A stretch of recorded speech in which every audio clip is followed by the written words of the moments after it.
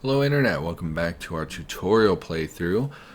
In this episode I think we're going to talk about moving around the world in the darkness, and then we will probably just come back to base and settle in for the evening because we are getting tired and we want a chance to recover from our wounds as well as to treat our NPC companion. Now I did, in a previous episode we talked about how to convince this person to join us, and we saw that their opinion of us was not changing. I have talked to people on the Discord, and I was basically told that giving them things and whatnot will never ever make them join you. The only way to get them to like you and join you is to do their missions. This is really dumb, in my opinion. I think that's a really poor mechanic. I feel like being able to trade with this person, equip them, and set them up for the apocalypse should be a viable strategy for making them like you enough to travel with you. So basically I feel like we're never going to get this guy on our side, but for as long as he's here we can bring things back here for him to fight, and we can at least provide him with some comfort like a bed and whatnot. So I don't think we're going to be able to accomplish his mission. You know what, if we cancel his mission, I can't cancel his mission. Okay, never mind then. So that's just never going to work. Anyway, let's talk about moving in the darkness. So, obviously very different from moving in the daylight. If you remember our daylight episodes, we could see pretty far across the map. I mean, we would certainly be able to see this house from where we're standing. But our vision is significantly reduced at night. This is also true of 90% of the enemies in Cataclysm. Most of them have better daylight vision than night vision. The difference is one or two creatures, well, at least two creatures, have incredibly powerful night vision compared to their daylight vision. In fact, there is a type of zombie that sees in the dark about as well as we see in the light. The benefit is that those are pretty rare and they don't spawn in the early game anymore. So on day one, they're not going to exist. And as far as I know, they don't spawn in any particular location. So really, they will never exist on day one. The only alternative to this is that there's a higher tier version of that monster, and that at least spawns at the military base. So they can exist. It's just, most of the time you're not going to see you're never going to see the low tier one, and you're very rarely going to see the high tier one. So let's proceed into town. You'll see our vision radius is significantly reduced, is my point. Now, because we took 9 perception, we can see a little bit further. And because we took night vision, we can see a little bit further. So without those two things, we would actually see 2 tiles less in the dark, I believe. It would be very, very small radius. And for that reason, I almost always take night vision, and I always put a point into perception. It's 1 point to get an extra 1 radius. It's so free and easy, and everyone should do it. So always put 9 in perception. So you'll see we have quite a big radius. This makes night raiding a lot easier for us than it would be for other characters. For most zombies, they can see 3 or 4 tiles away. So we can spot them before they can spot us. If we get them on the outskirts, we will likely not be seen by them. Certain enemies will see better than others in the dark, but by and large, if you get one on the edge of your vision, you can either back up immediately and disengage, and they'll lose you in the darkness most of the time, or they may not see you at all, and you can just stealthily sneak by without them causing any problems. So here this guy has seen us. I didn't notice if he saw us at the edge of our vision.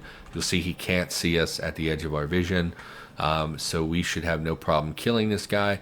Now, in the darkness, the zombies, so like if I head over here and I just hang out, he may track us by our scent, but more likely he's just going to lose track of us. So we're going to go back. So if you ever need to run, just back away into the darkness. A lot of times they won't be able to follow you. Certain creatures smell better than others. They hear better than others. So like feral runners, for instance, are an excellent example of an enemy that track really well in the dark. So even if, let's say, we're not even up here anymore, let's say a feral runner's walking down, he may very well get the scent of us and come track over here where we just walked. just because he can hear us moving around and he could catch our scent trail.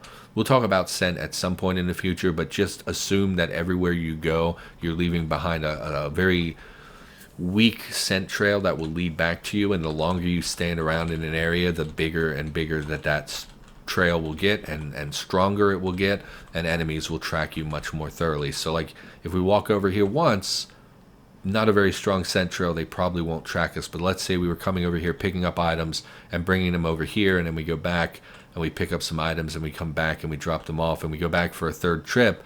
Our scent trail is now much stronger because we've come through here multiple times. They would be more likely to track us.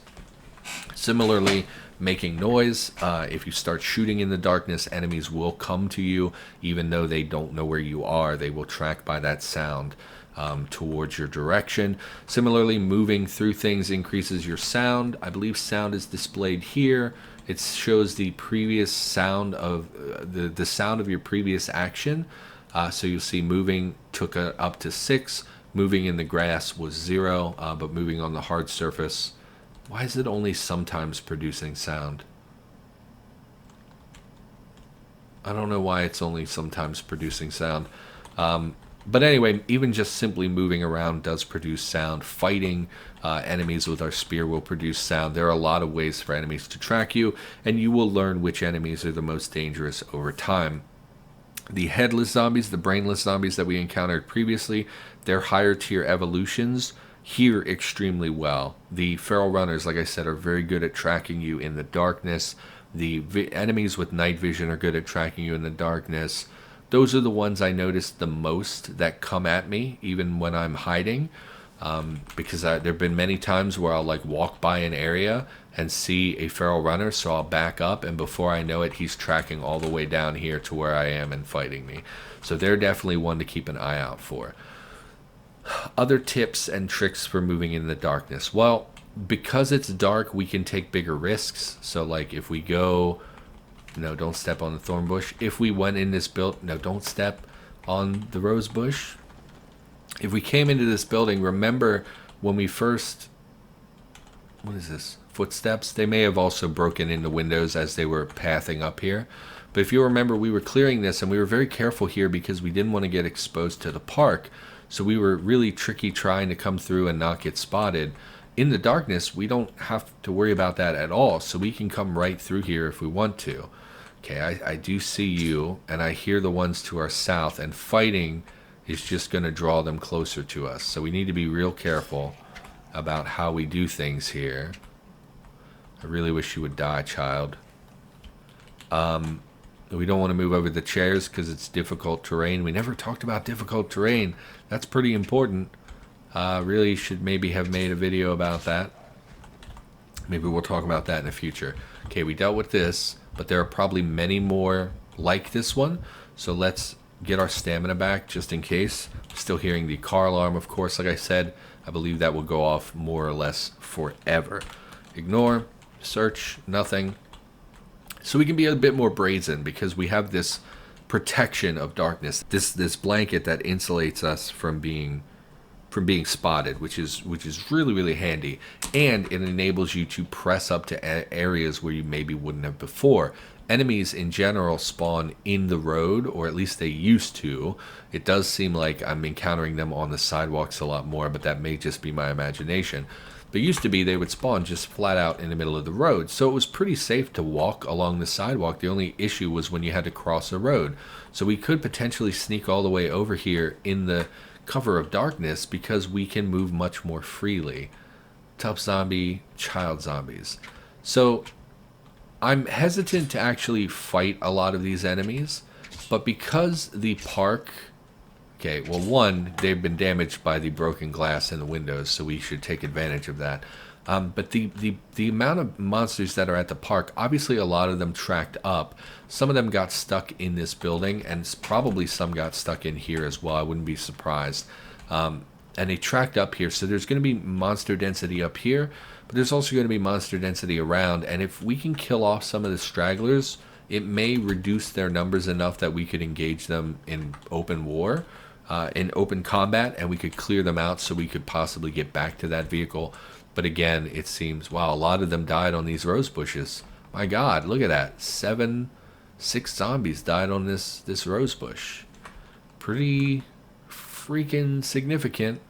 It's a mutated poppy flower and a fern. Why would that have... Oh, they died on the glass, of course, and then were knocked outside by collapsing, basically dead. So that's 7 zombies we don't have to worry about. That's pretty substantial numbers. If we look at our kill list, we've only killed 36 monsters since this playthrough started. So I would love to go up and get eyes on this group again, just to see if we could pick some off, but I think that's better done in the daylight. So what we're going to do, we're just going to move forward and explore some more under the cover of darkness to give you an idea of how to move. So basically I would move like this. I would stay off of the street, because again, that's where a lot of them show up. We would come down here, and similarly we could still peek, it just wouldn't be as efficient. Don't step in the blackberries. We'll see that there are some, in fact, that came through here and got themselves killed. Let's, okay, not seeing anything else. Let's break the glass and head in. How many? Just the 1 child zombie. So we'll pulp that while we have the opportunity. And then you just loot like you would any other time. The only real benefit is that we don't have to worry about closing windows and stuff. We can just move pretty freely about the house. We don't have to worry about being exposed on the street, and so you can quickly cover quite a few houses very easily in the darkness. Pliers are good if you can't find a wrench. They function similarly as a wrench. They let you do a lot of car stuff, which is the main thing you want the wrench for in the first place. We're just going to loot everything that's not against our food allergy. What do you got? Nothing we really want. Nothing we really want. Nothing we really want. Don't need any of that. Just go about our looting, same as we would any other time. Sable coat, a very well-made fur coat featuring thick panels of sable fur. Very warm and very good-looking. So this is better than the fur coat that we're wearing at the moment. The problem is 90 warmth, and we're already hot. Even at night, our torso is pretty warm. So we really don't want to add warmth to that. So even though it's 1 more point of protection, we really can't abide. It's like 50 more warmth than it actually is. What I'm noticing is that it's worth $77,000. So I think we'll take that and give that to our NPC friend just to buy their affection, even though you apparently cannot buy their affection.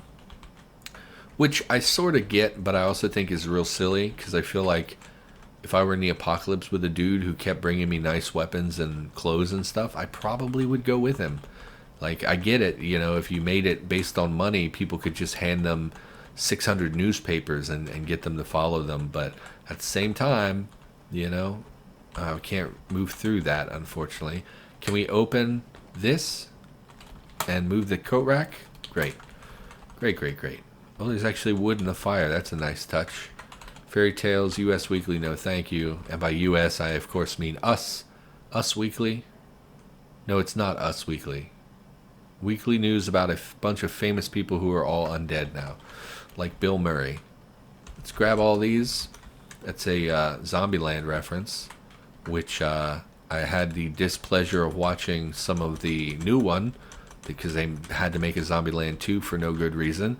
And it was probably the worst thing I've seen this year. So that's real exciting. And man, did Abigail Breslin, she looks different, man. And it's kind of freaky, because I think the last one she was like 14, and now she looks like she's 30, and it's weird. Anyway, compression shorts are good underwear. So basically there are compression shorts and compression tops. We never did really touch on different types. Well, it doesn't matter. It's basically just underwear. They're shorts that you wear under your clothes, and they tend to have better protection than cloth underwear. So I often will grab compression shorts and put them on. The problem is that they're also pretty warm, and I don't think we could spare a little extra warmth on our body, especially because kilts are like notoriously breezy, right? So we can't be that warm. Let's look at our leg temperature. Legs -7. Yeah, we could throw on some compression shorts. So we'll take off our underoos and we'll throw on my compression shorts. So it's more protection. It is considerably more warmth though. You'll see our legs are now at +6, which is well within reasonable margins. Here we have a cake. Cakes previously did not spoil, but that has been rectified, so they're not as super overpowered as they used to be. Looks like we have another locked bedroom here. Probably nothing of value in there, so I don't think it's worth going in. So the actual mechanics of looting are the same. Obviously, in the dark, it doesn't suddenly make it much easier to loot things. It's just that you can do so in the darkness without too much concern. So I think we're actually... You know what?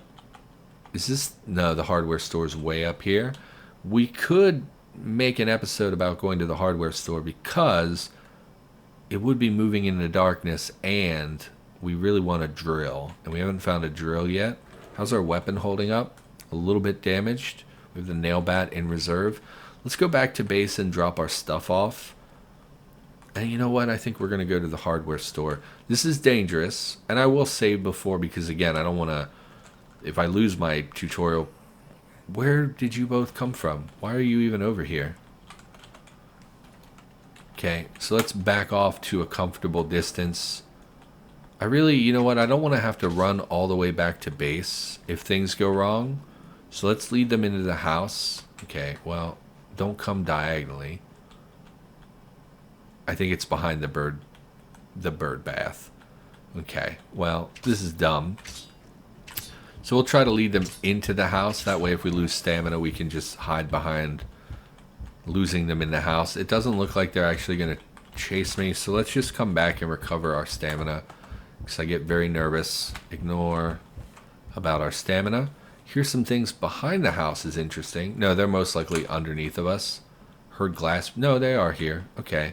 So let's head back out, see if we can deal with the one that's left over. I think she moved all the way to the back of the house, which is a bit peculiar.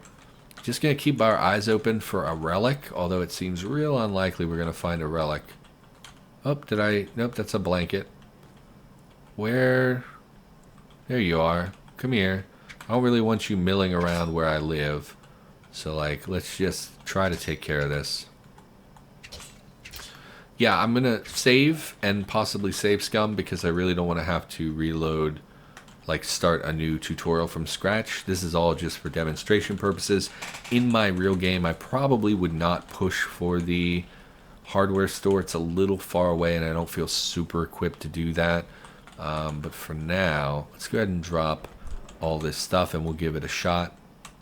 Just because there's so much value in a hardware store. And you know what? I'm going to bring the bed over here just in case he wants to lay down. So we're going to do that. And we'll give him that lovely fur coat. No fur. Sable. It was called Sable. Give me the sable coat. And we'll give that to our companion here, who is not actually our companion. Let's trade some items. And I'm looking for sable coat F for $85,360. I will never be able to pay you this back. That's okay, my friend. There you go. You now have a fancy coat. And just to check, that did in fact not affect his opinion of us in the slightest, which is absolutely infuriating. So let's go check a hardware store.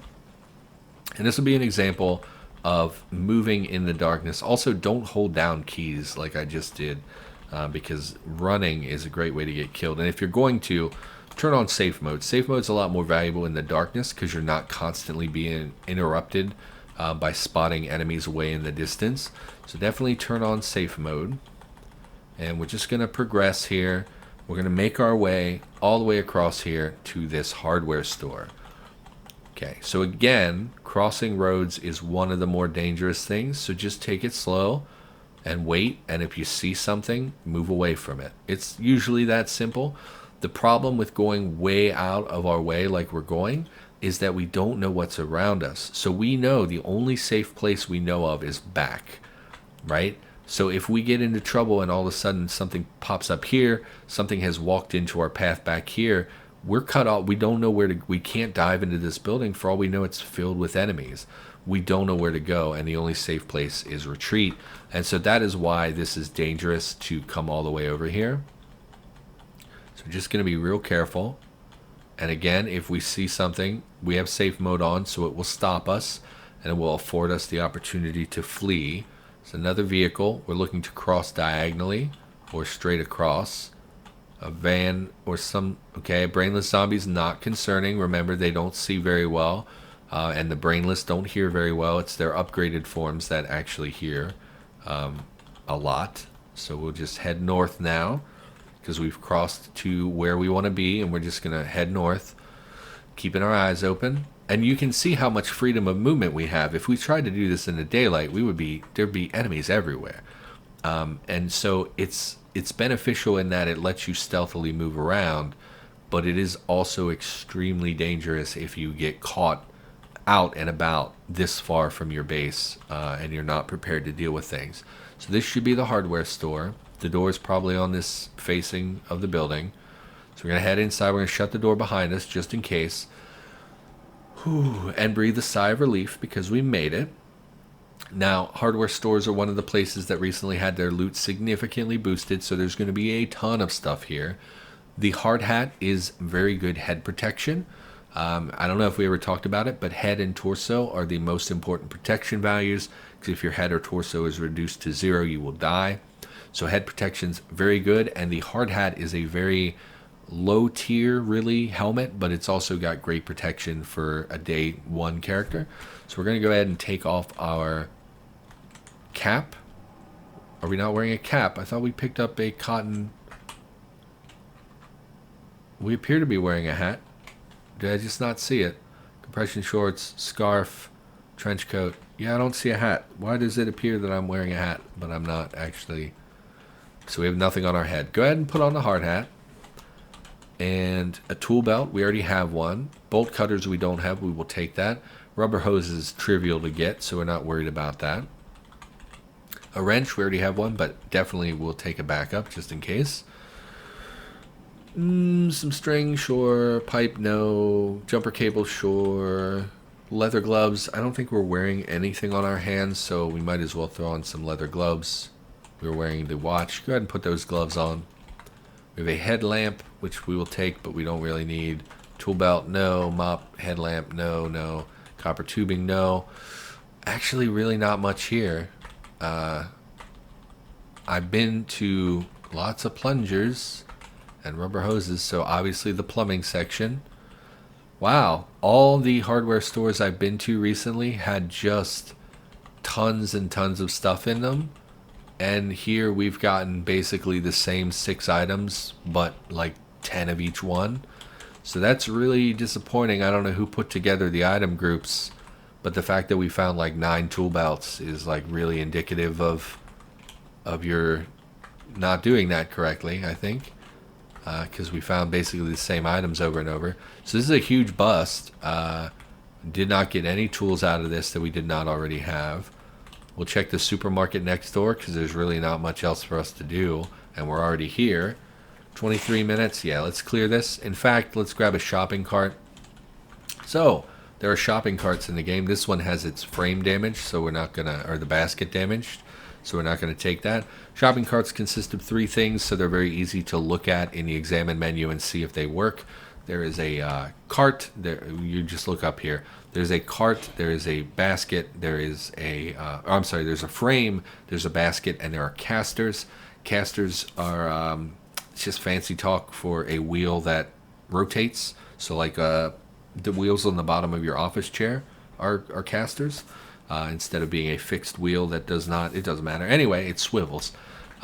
So they're very easy to look at and see if they work. There's usually some inside, so let's just look around real quick for a cart. Here we have another cart. This one also has the... this one has the... Wait, no. This is the frame is damaged, which is okay. It's not great. And we don't have the means to take them apart. This one is also the frame. I thought it was the basket. My mistake. So, shopping cart is exactly what you think it is. It's a shopping cart, and we can grab this and carry it with us. So we can just dump a bunch of our stuff in there, so we don't have to carry everything in our inventory. And honestly, I'm going to take everything in this building. In the mid-game and late game, these things will all be rotten. But because we're hitting this on day 1, and it was far enough away that none of the stuff was generated when we left the building, Initially, it hasn't had any chance to rot, so we will just take literally everything that's not nailed down, which is fine. Most of what you find in the supermarket is perishable food, or at least that used to be true. I'm seeing a lot of candy, actually. I don't really want all the junk food. We will take the pork sticks. In general, I don't pick up junk food unless I'm hurting for food. But if I see something with meat in it, some kind of meat product, pork sticks, bacon, that kind of thing, definitely will take those because those contain very high number of calories. Meat pizzas are very good. They have very high calorie content as well. Take the flour, take everything that is not nailed down. Probably not the condensed milk because it will make us sick. But yeah, grocery store apparently also had its loot significantly boosted. It's so weird to me that the hardware store had essentially nothing in it. That's a very uncommon. And it's really unfortunate that we basically get nothing out of it. So really disappointing. Why am I picking up the candy? Candy. Don't want the candy. Pork sticks again we will take. Soda I don't really take generally. Marsala. Okay, so alcohol I guess. So we'll take the beers. Triple sec. Beer. Let's check the freezers. More meat pizza. Sausage. Sausage keeps for a long time, so we'll go ahead and grab that as well. Bratwurst, lunch meat. Hot dogs. Man, we're getting a lot. Let's dump everything in our cart. It's weird that the memory tiles are reading this as still being there, even though I just moved through it. It's a bit peculiar. Let's go ahead and drop everything in our cart. Should be plenty of space in the cart to carry all of this.